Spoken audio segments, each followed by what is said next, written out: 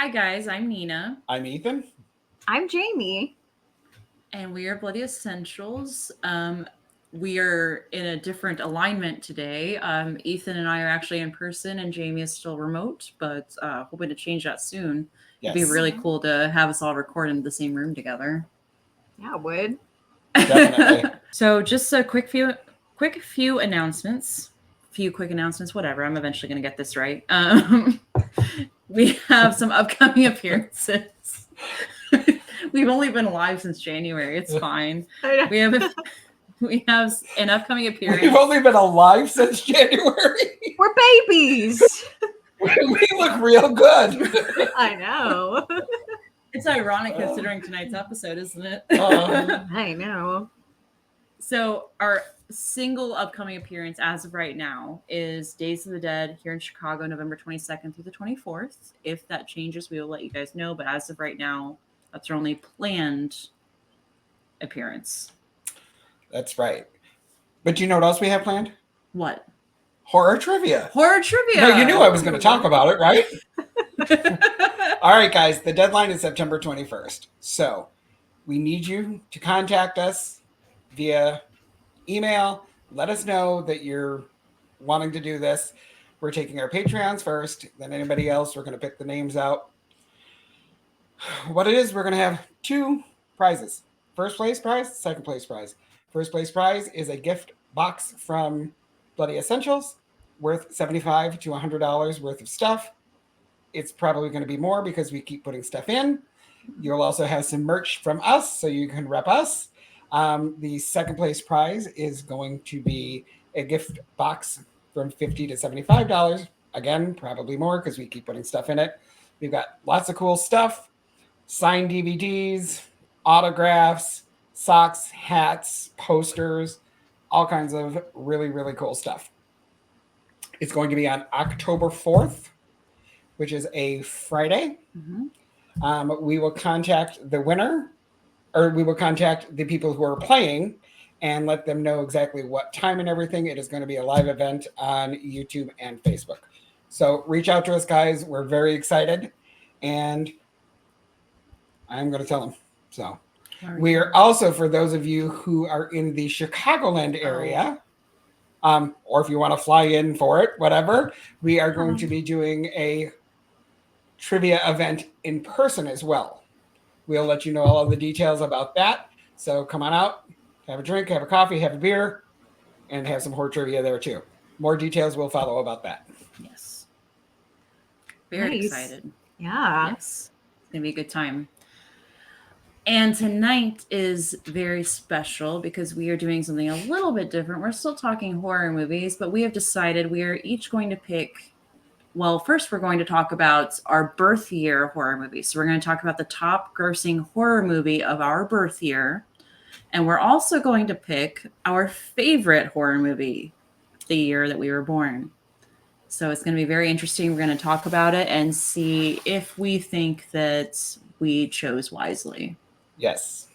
So, Jamie, you had a lot of good stuff for your year. You did. Okay, am I going to kick it off because I might have one of the best years of horror ever, guys. Agreed. And I think you do. I'm going to argue for that. And don't get me wrong, the couple years before my birth year were really good too. There were some really great movies that came out a couple years before mine. But 1988, folks. 1988 is when Jamie came into the world. No wonder I was a horror fan because so many iconic horror movies came out this year. I wrote down some of my runners-up that didn't make it. It was really hard to choose because I'm just going to list off a bunch of amazing movies right now. So these are your runners-up, the ones that didn't make it. Let's do the runners-up. Well, first let's talk about what's the highest grossing movie from your birth year. Yes. Okay. We'll start with that. Okay.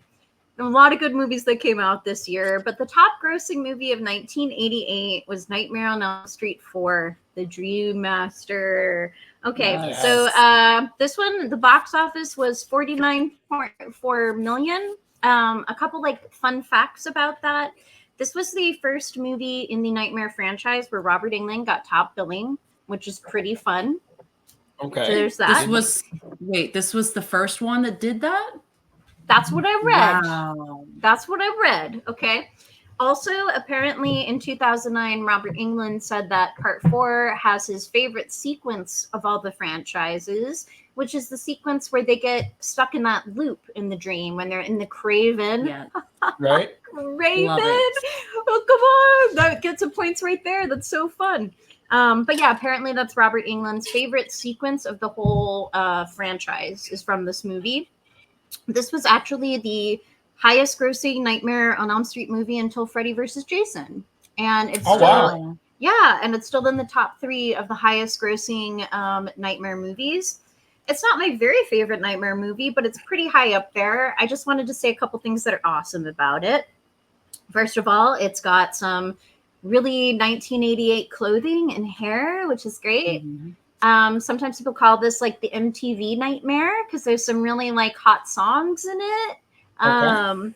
It's got a fun story. We get a little bit of our dream warriors back, before they get taken away from us. We get this cool transfer of power, over to Alice. And I have to say, I really like some of the kills too. Part 4 has one of my most upsetting Nightmare on Elm Street kills, which is the cockroach kill. I mean, the infamous and amazing cockroach kill.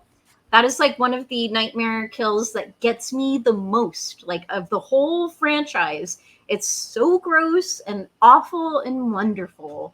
So, yeah, that is the top grossing movie of 1988. Thoughts on And Part that 4? to me would be a real nightmare because cockroaches are nasty. Ugh, yeah. What are your guys' thoughts on Part 4? Oh, I love Part 4. It's I do not too. it's not as good as 3. I really like 3, and of course the original, you can't beat that. But 4 is a lot of fun. I always enjoyed 4, especially like what you were saying and Robert Englund. Like I totally agree. Like the loop, the Craven. Everybody has had that at some point where it's just like you're stuck in the dream, you can't wake up thing. So like it's so relatable, and yeah, love 4. Yeah, I also love 4. When I'm talking to people, I tell them that I like 4 more than 5, and people want to fight with me over that. And I'm like, you can like 5, that's fine. And I like 5, but 4 is by far better in my opinion. For sure. I like 4 better than 5. Yeah. I didn't even know that was an argument. Are you kidding? Oh yeah, I've had some arguments with people at horror conventions. I'll fight people. And I'm like, I'm gonna need you to calm down because, well, you're wrong, first of all, and second of all, let's not come to blows over this. It's a movie. So, but yeah, I'm a big fan of 4. So, I am a big fan of 4 too, but it is not my favorite movie of 1988. Oh, what is your favorite? Well, let's do honorable mentions and then we'll do your favorite. Now, I gotta tell you, my honorable mentions list is more of just like a huge list of 1988 movies that were all bangers because they were all bangers this year. So just hang tight with me for a minute because these are all great ones that are not my favorite. The Blob remake, Brain Damage, Child's Play, Elvira, Mistress of the Dark, Friday the 13th Part 7, The New Blood, Halloween Part 4, Hellraiser Part 2, Maniac Cop, Monkey Shines, Night of the Demons, which I love, one of my favorite Halloween movies ever, Phantasm 2, Pumpkinhead, The Serpent and the Rainbow, They Live, Beetlejuice. Like, I know what your favorite is going to be now. Yeah, I know. I was going to wear looking at the list. I was going to wear a shirt, but then I was like, that'll give it away way too fast. Okay. I've talked about this movie probably a million times. I watched it today for like the 2 millionth time just for funsies, even though I have it memorized like down by heart. My favorite movie of 1988 is Killer Clowns from Outer Space, y'all. Yeah. I love this movie. It's one of my ultimate comfort movies. Like I put it on all the time. If I'm in a bad mood, happy mood, doesn't matter. Killer Clowns are appropriate for that mood. I think it's great because it's like a horror movie that's accessible for all ages. When I was a kid, I remember seeing this on TV and there were scenes that scared me. Like the scene where she's looking at the clown from outside. She's in the restaurant and the Yeah. clown is like trying to get her to come out and stuff. Like, Mhm. kid. Now I think it's super fun. Shout out to the amazing costume design, the amazing effects. I wish these brothers would have like made more movies together, because this was really great. It's funny. The kills are amazing. I think my favorite kill of all time in this movie is the shadow puppet kill. Like, how fun and perfect is that? Like, it gives you everything that you want from an evil clown movie. Music is great.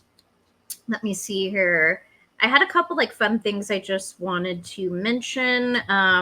As far as the box office, I saw everything from 352,000 to 745,000. Obviously, this is a movie that like aged over time a little bit. It became a cult classic, so it didn't necessarily like make the big box office numbers, but it's like super, super beloved. I mean, every year Spirit Halloween comes out with new Killer Clown stuff. The legacy of this movie is just incredible. They're fully committed to the absurdity of it, so I think that's like what makes it work so well. Like when everybody else in the movie fully commits to it, like you kind of fully commit to. But same with Child's Play in '88 as well. So yeah, Killer Clowns though, it's again my ultimate comfort movie. Love it. I think kids could watch it. I think adults could watch it. It's just a great, great movie. That's awesome. Totally agree. I love Killer Clowns. I've only seen it a handful of times, but the first time I saw it, I immediately went to Amazon and bought it. Like, I love that movie so much. It's so much fun. If you don't like Killer Clowns, like, we just can't be friends, because it is a good time from start to finish, and like everything's fun about it. Like, there's nothing bad about that movie. Agree. It's kind of a red flag if somebody doesn't like Killer Clowns from Outer Space, where you're like, whoa, what happened to you? It's hella campy. Yeah. So, I mean, right there, it's got to be great. Yeah. I mean, they're killer clowns from space. Like, I know. My affirmation, is nobody's gonna put me in a balloon again. Like, take that to heart. Yeah. Such a great movie. Yeah. Well, shall we go old school or shall we go new school? We'll leave the old for last. Go ahead. Newer school. We're gonna fast forward a little bit. So I am the youngest of the group. I was born in 1994, and everybody's probably just like, oh God, here we go. But there were some bangers that came out in 94, okay? So we're going to start out with the highest grossing film of 94. And this was really hard for me because like I had to pick something that wasn't I had to pick something that was different than the highest grossing, because the highest grossing was definitely going to be in like my top two. So the highest grossing film of 1994 was Interview with the Vampire. Brad Pitt, Tom Cruise, like, come on. This is one of the best vampire movies of all time. Serious. It's so good. Yes. It is one of the like best adaptations of any Anne Rice movie or book, and it's so good. And everybody in it does a great job. I don't have all the facts that you had, Jamie. I'm sorry. Okay.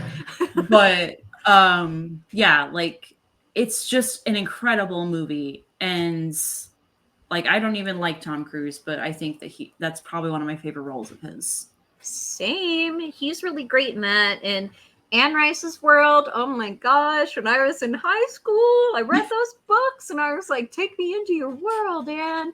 Yes. And yeah, it's Kristen Dunst too, like Baby, and I love her. It was it was like her first kiss too with Brad Pitt. Yeah. And she was scandalous. I know. I remember in interviews, people were like, "What was that like?" And she's like, "I'm a child, so gross." But Brad's awesome. But I was a child, so it was kind of gross. But yeah, but it was so good. It's a great movie. All right. Well, maybe it's because I'm a guy. I didn't think it was all that great. Don't get me wrong. It's a good movie, but now. Stacy, my wife, loves it. She's into reading the Anne Rice and all that, so she loves it. So, was it good? Yeah, but I guess because like you guys are like, oh, Brad Pitt, Tom Cruise, and oh my god, and they're so.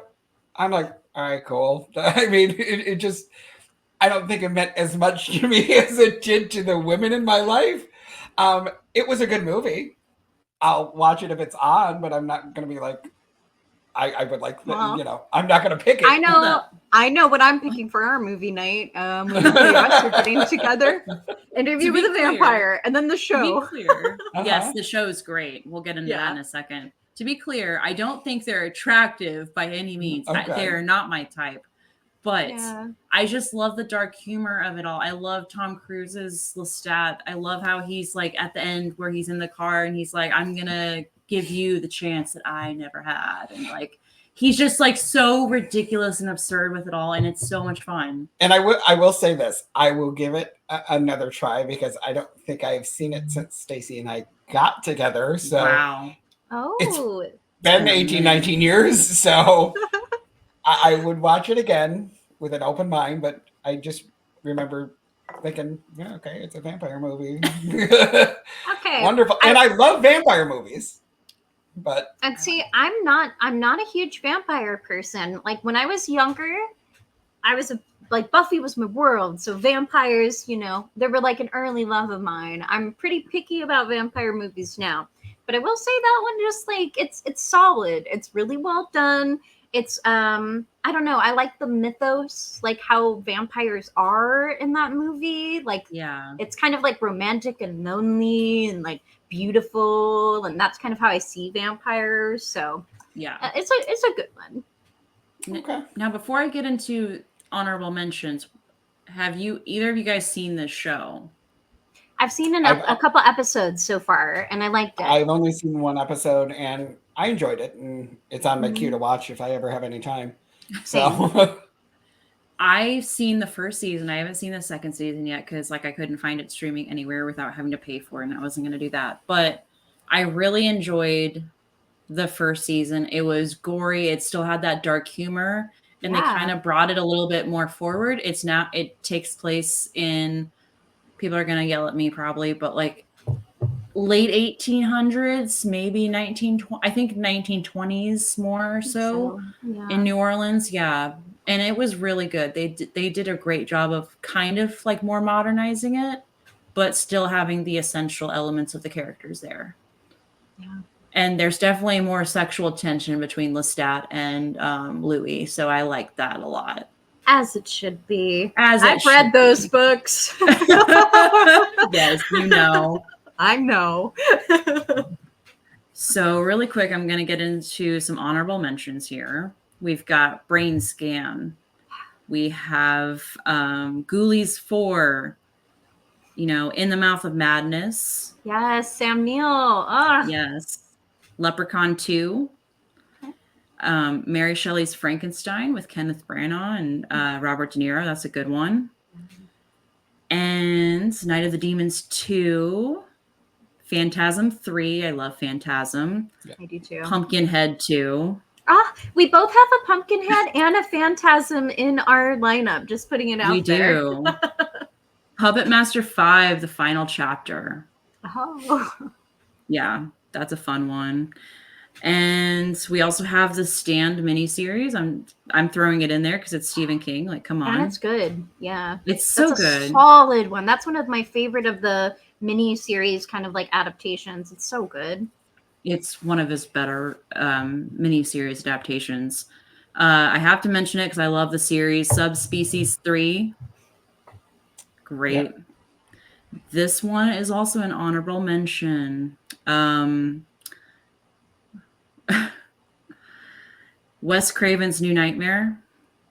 I love New Nightmare. I do too. I love New Nightmare. I think that one is really great. It's one of my, it's not my favorite, but it's definitely one of my favorite Nightmare on Elm Street movies. Excuse me. Same. I was just so happy to see Heather back, and I love the idea of bringing Wes and Robert into it and everything. That was so much fun, and they did that before anybody thought of doing that. I know, it's meta, and it's really, really cute how they do that. Yeah, I still get a kick out of watching it, and Me too. I just love seeing Robert hammy with it. And, you know, I really wanted more of like, oh, Robert's having dreams now and he's painting these weird things. Like I wanted more of that whenever I watch it, but I'm just like, yeah, it's still good. You know what? And they could have put more John Saxon in there. I'm just saying. They could have put him in there longer. You can never have enough John Saxon. Not enough. And I might as well say this when we're talking about your honorable mentions too. I might as well just get yelled at twice. I don't like Mary Shelley's Frankenstein. Oh, It's okay. Yeah. I like Robert De Niro as Frankenstein's monster. Yeah, because I was going to say I was just not a fan of that one. So. Yeah, I had to mention it because it's a pretty good adaptation. You know, yeah.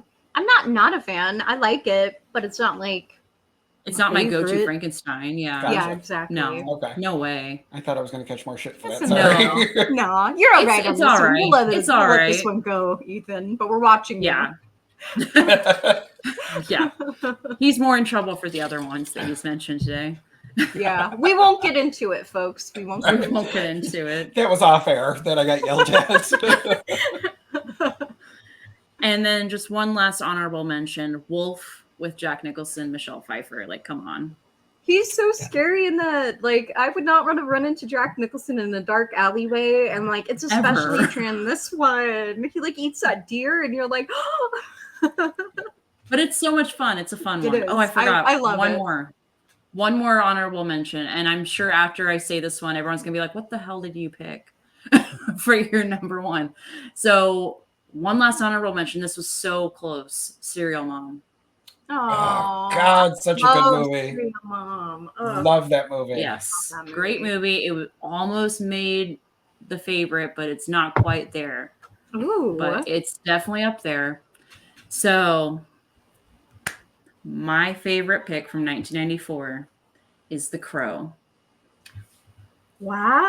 Okay. Oh, okay. You know, so my brain, I'm cheating. I have my phone up. I have 1994 and I'm like looking through the list and we're going through them and I'm like, it's not that one. It's not that one. And I'm like, is it The Crow? Like, I'm kind of running out of it. Thoughts on the remake? I haven't seen it. I've just heard about it. What are your thoughts, Nina, since this is your favorite? Oh, you're putting me on the spot here. All right.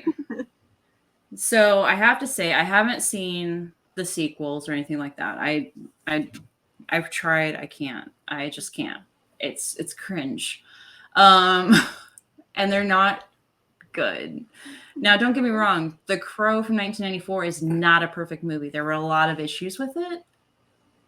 Apart from the fact that Brandon Lee died and didn't get to complete his stuff. And like they had to, you know, it feels very choppy. Yeah. Probably because of that. And like, it's not a perfect movie, but I do think that they think they can. I feel like people think they can profit off the notoriety of The Crow. Totally. And I don't think it's a cursed movie or anything. I just don't think they know how to adapt it correctly.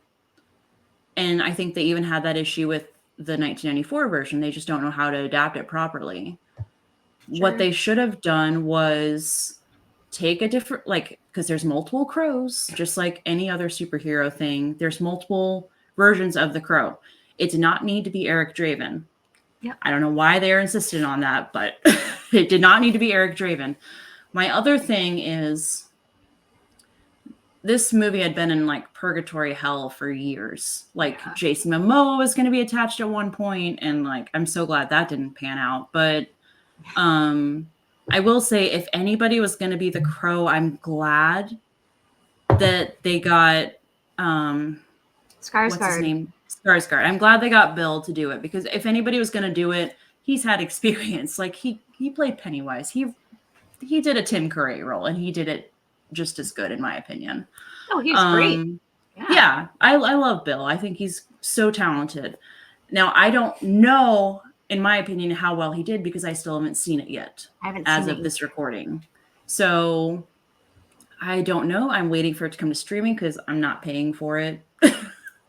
It didn't look good from the trailer, but I'm not happy that they keep remaking it. I think they're just doing it to hold on to the rights, and again, profit off the notoriety of it. I think it should be left alone. Yeah, because it's a really cool movie, and I feel like it's a very like it has like a nostalgic like I mean it's 1994. Like there's something about it that's a time capsule, and yeah, I think it kind of stands on its own. I have seen a number of the sequels. They're all right.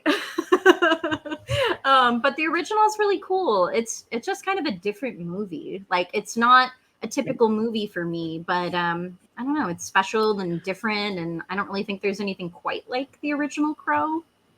Yeah. I also think, when we talk about superhero movies, you always think Marvel and stuff like that.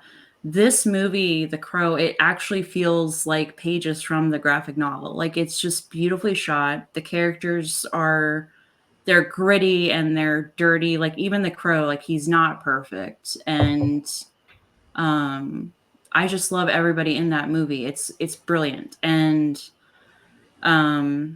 yeah, like I just think they did such a great job. Even the special effects, they did phenomenal for what they could do back then. And it really does feel like if you want to know like how the 90s looked and felt, like that's the movie to watch. And this is one of those movies that I believe Ethan hasn't seen. Well, we're going to rename tonight's episode to Yell at Ethan About Everything, because I have not seen the original Crow. Shame. I have not seen. Shame. I have not seen any of the Crows. You.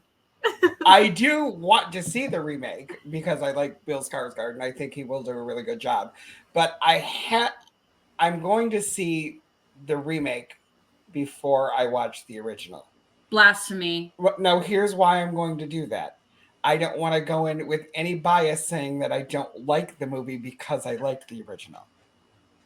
So I'm gonna go in and I'm gonna look at the movie The Crow, the remake, and if I like it or I don't like it, there will be no bias, and then I will watch the original.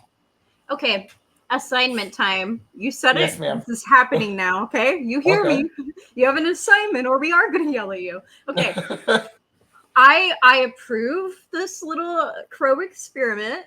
Okay? I will allow you to watch the remake first, but then you do have to watch the original and you have to report back to us. We might have to make it a mini segment on an episode because we need to know. But I need to know that you saw the original after you see the remake. I will do it. You are one of the few people that could possibly do this, by the way, because the movie's been out for 30 years. Ethan. And I think because it was like a graphic novel and I pretty much thought it was like superhero-ish type deal. No. And it wasn't like in the vein of horror. I was just like, nah, I'm not gonna see it. It's so in the vein of horror. It's about this goth couple that want to get married on Halloween. They die the night before on the Devil's Night. And then he comes back a year later to take revenge. Exactly. I think you would like it, Ethan. So I'm sure I probably would. So unbelievable. So I want to hear back. You will hear back. I'm gonna do the remake first, see how I like it, and then I'll watch the original. I am curious to know if you end up liking the remake just as much, if not more, than the original, because you don't have that bias. That will be cool to see. I am going to say this. Yeah. If I do like it more, I'm not going to tell either one of you two because you'll kill me. No, I will be honest with you. I will definitely be honest with you. Yes. No, I will respect your opinions because you don't have the nostalgia that we have over this. So I think we're slightly more biased. Oh yeah, no, I'm actually very excited for this opportunity. This is like this experiment we have before us, you know, this is a great opportunity because again, it's been out how long since 1994? 30 years. We don't have many opportunities to conduct this experiment. So thank you, Ethan. No problem. Thanks for taking one for the team. I'm happy to be one take for the team. Every once in a while, watching a movie pays off. There's not many that I haven't seen, but yep. You know, so all right, just happens to be one of them. Yeah. Tune back in for that, folks, to see how that all turns out. You're gonna have to go see The Crow this week, right? All right.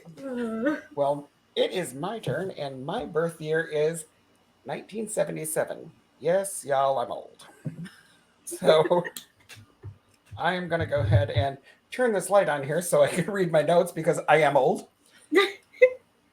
Okay, 1997, the top-rated grossing horror movie was Eraserhead.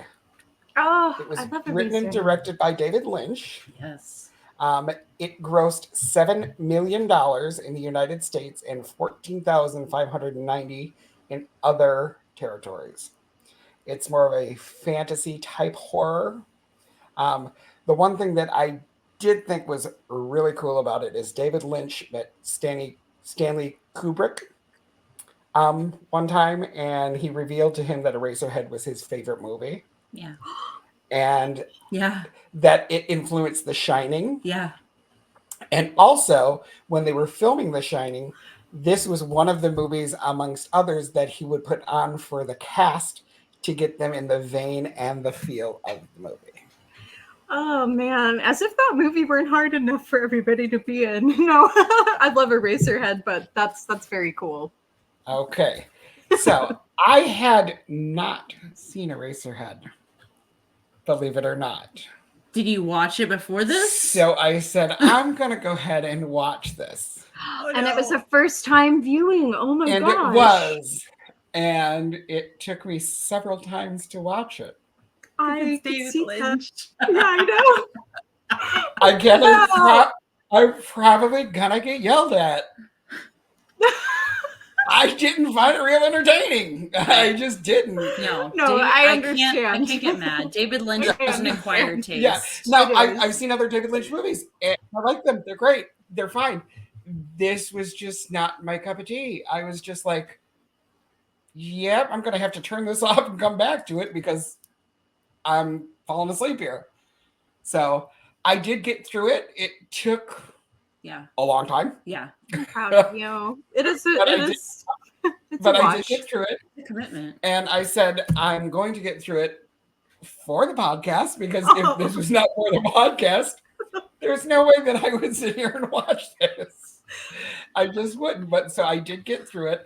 I can't tell you what my favorite part was really because I didn't really. I understand. I really just didn't like any of it. I can just see Ethan in my head, just like, oh my god. Yeah. I've never wanted to be. I've never wanted to be a fly on the wall of somebody's movie watching experience more than Ethan watching Eraserhead by himself for the first time in 2024. And that's what it was. I was by myself. I was like, why am I doing this? I'm like, no. And then I'm like, okay, I have to do this because I love the girls. I love the podcast. I have to get through this. And then I was like, I can't do this. And you know how much we love David Lynch. And like I said, I like David Lynch. I like other I David know. Lynch movies. This just was not my jam. It's okay. So, we understand. Yeah, Me too. I'm There's like, some things I'm not a fan of his either, so I get it. yeah, I'm like, just Yeah. no. That just it was a no for me, kids. Really quick, Jamie, I know you like Eraserhead. Tell us why you like Yes, Eraserhead. please. You tell me why you like that. Because it's weird. Because it's weird, Yes! guys. That's why I like it's it. weird. Because it's You weird. know me. You know me well. I'm a weird dude. I like some weird shit. I'm weird, but that was just like no. It's one of those things that I feel like, it's kind of an experience. It's a movie, but it's more like an experience. Yes. Right. I mean, I don't do drugs, but I was like, maybe if I was on acid or something, this would make I- more sense. It's an experience. So I have to. Speaking of that, we have to talk about the first time I watched Eraserhead. Oh God. Yes, please. So it was in 2020, and I was seeing this guy at the time, and he was like obsessed with David Lynch. Like David Lynch could do no wrong because like he was born the night that Twin Peaks premiered.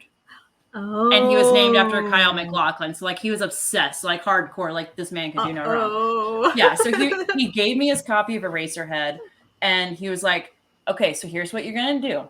You're gonna smoke this joint, and you're gonna watch this movie at like 11 o'clock, like right when you feel like you're about to like doze off, and then watch it. But you have to stay awake. So like just force yourself to get through it. And it's like I can't stay up late anymore. I like after I hit 27, I know people are gonna roll their eyes at me like, oh my god, this chick. But like as soon as I hit like 27, like and I stopped being on overnight shifts, like I can't stay up late anymore. I just don't have it in me. But so I was like, oh god, this sounds like the dumbest idea ever. So I sat on my bed and I put in the movie and I smoked the joint and I'm watching this movie. And like to this day, I still don't know how I feel about this movie. I'm not gonna lie. But it was an experience, like you said, Jamie. It was definitely an experience.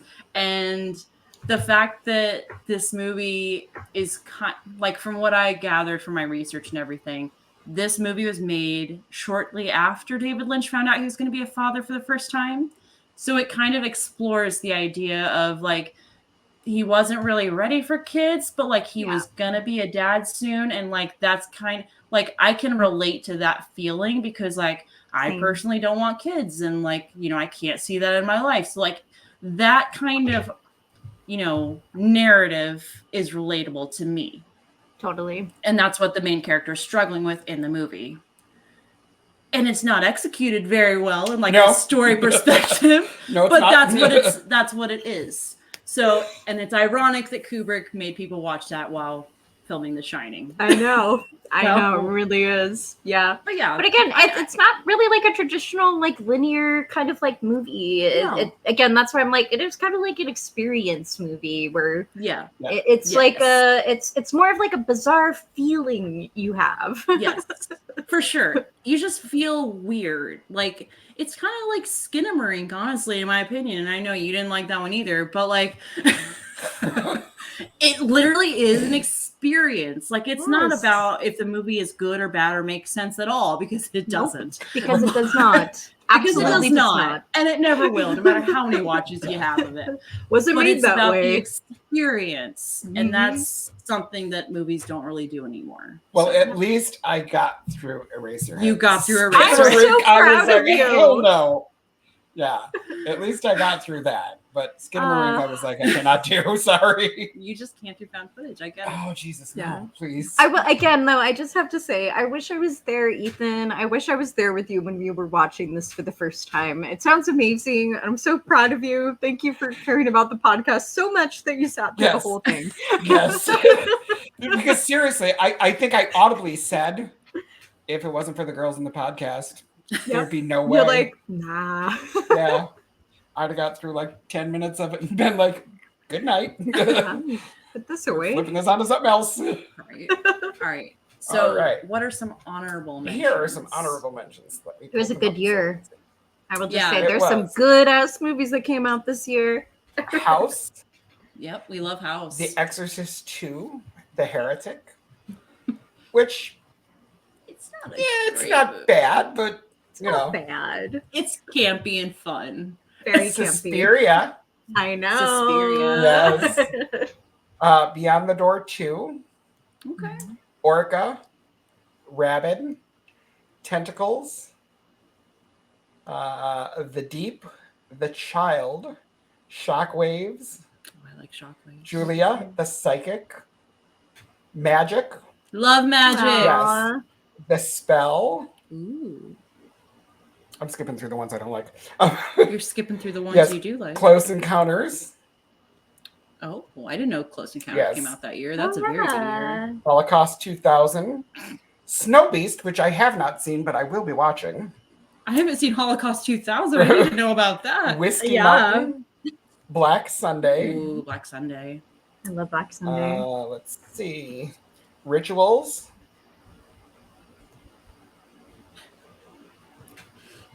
Halloween with the Addams Family. Oh. I haven't seen that either. And Meat Cleaver Massacre.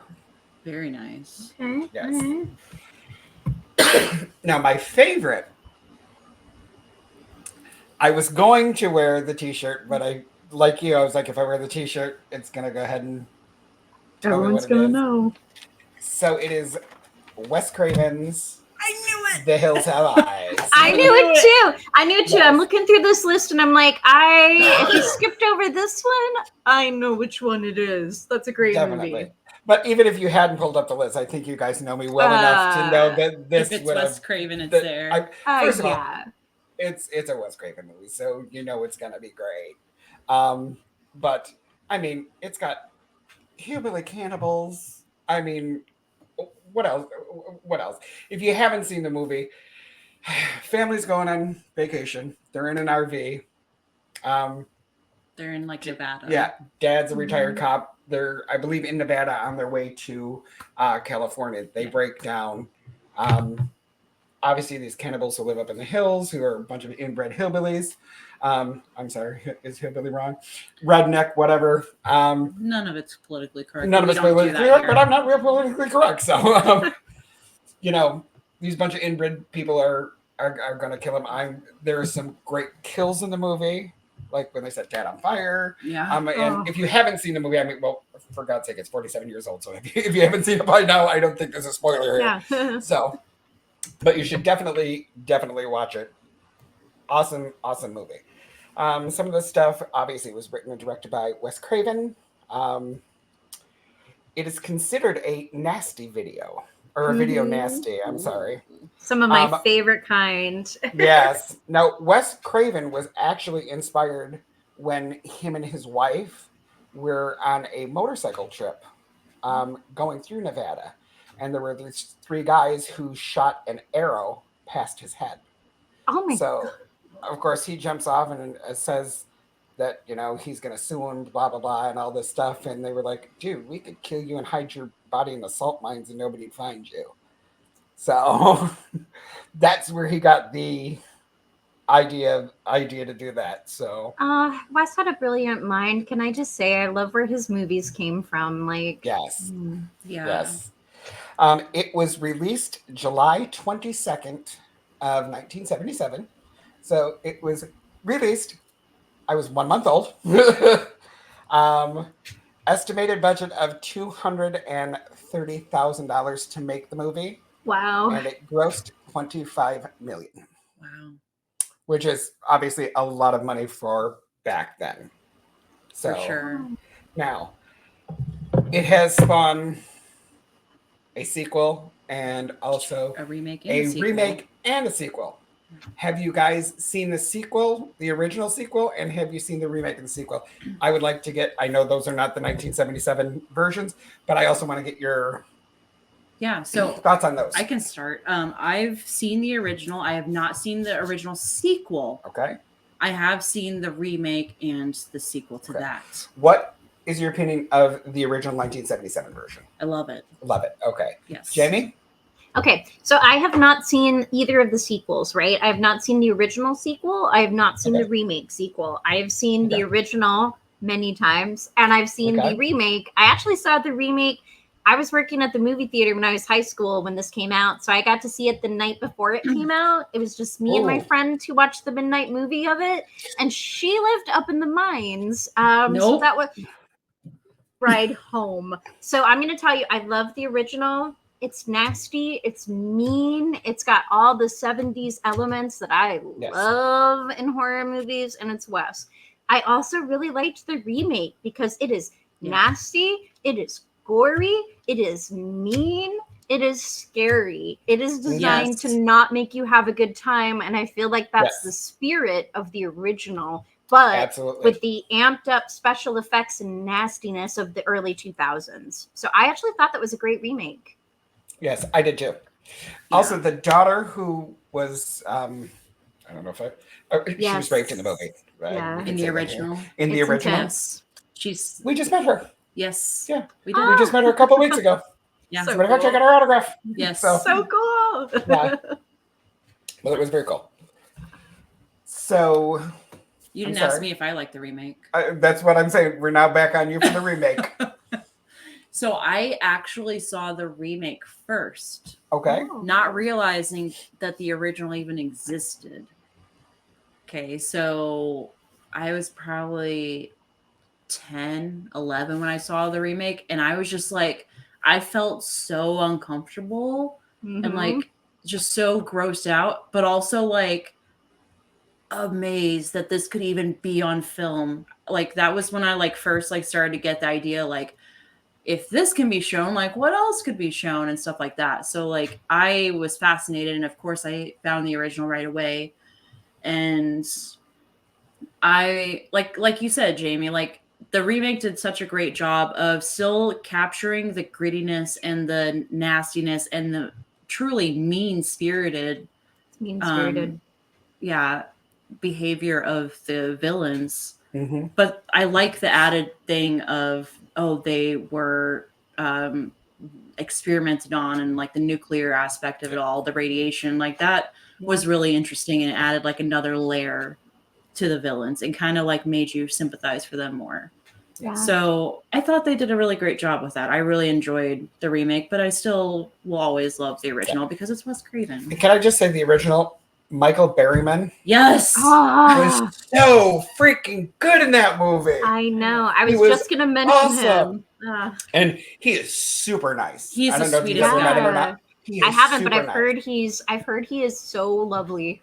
Yes. Now, the guy who played in the remake Ezra Barrington, Mm-hmm. super freaking nice too. Oh, really? I mean, he is super, super nice. Like, yeah.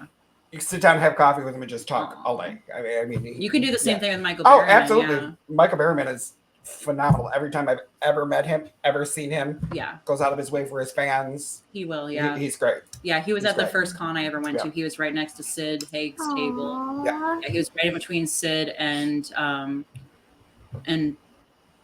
Bill? Bill. Yeah. Yeah, the name escaped me. But yeah, he was just so sweet and so kind. Like no matter how long he was there, he would stay until the last fan left. So Absolutely. Icon. So obviously, that's my favorite. I mean, of course. Is the original. The remake I thought was okay. I'm sorry, not the remake. The sequel to the original, I thought was okay. Okay, yeah, I haven't seen it. A lot of people don't like it. Yeah. I don't think it's horrible. I don't think it's great, but I don't think it's horrible. It's worth a watch if you watched them, back to back together. I think it's worth a watch. Okay. The remake, I loved. Yeah. I did. I loved the remake. Again, what you guys were saying, it still had the feel of the grittiness of the 70s, and I really enjoyed that. Yeah. That was really good.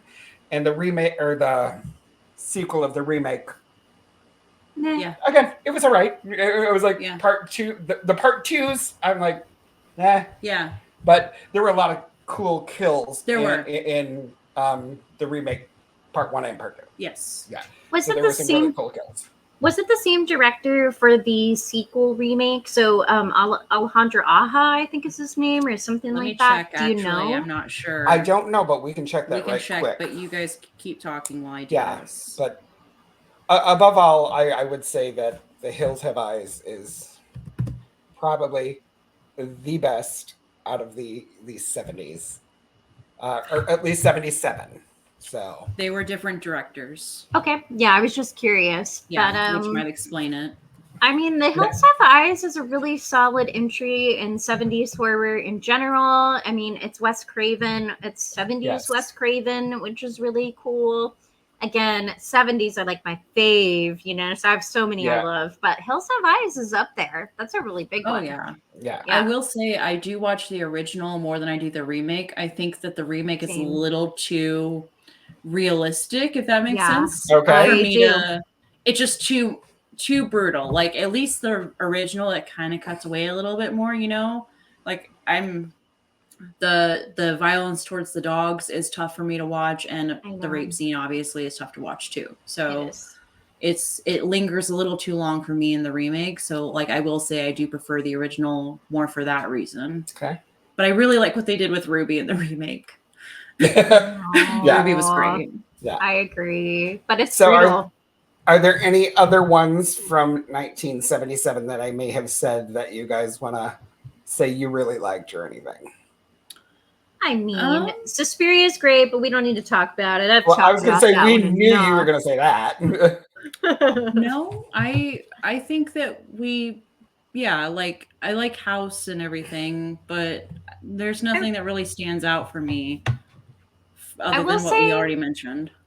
I like The Sentinel. It's a weird little movie. It's a really weird Totally movie. forgot about that one. Yeah, we were talking about that. We were looking at the other list, and The Sentinel is a great one too. Yeah, it's bizarre. There's like a cat birthday party. There's a bunch of actors that just pop up. You could make a drinking game out of all the people that pop up in that movie where you're like, hey! But it's good. It's weird, and I love it. That's another great one, actually, Jamie, because, yes, we were talking about that one in the car earlier today, and I love The Sentinel. It's got Burgess Meredith in it. And as soon as he shows up on camera, I'm just like, sold. Like, I don't care. Like, sold. Yeah. Yes. He's phenomenal. Exactly. He always makes me smile, and he is so quirky in that movie. I love it. Yeah. Yeah. The cat birthday party. Come on. I know.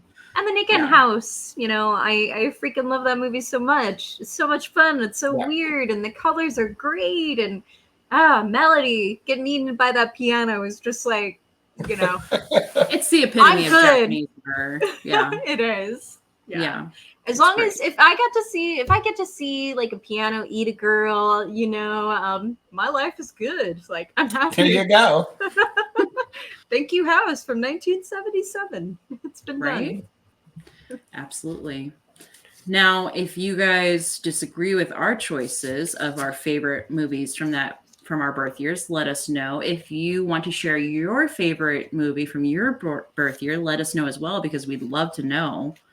And also quick shout out. I forgot to do this at the beginning of the episode. Rick Paulton, we love you very much. Thank you for being a Patreon. Thank you, sir. Yes. Thank you.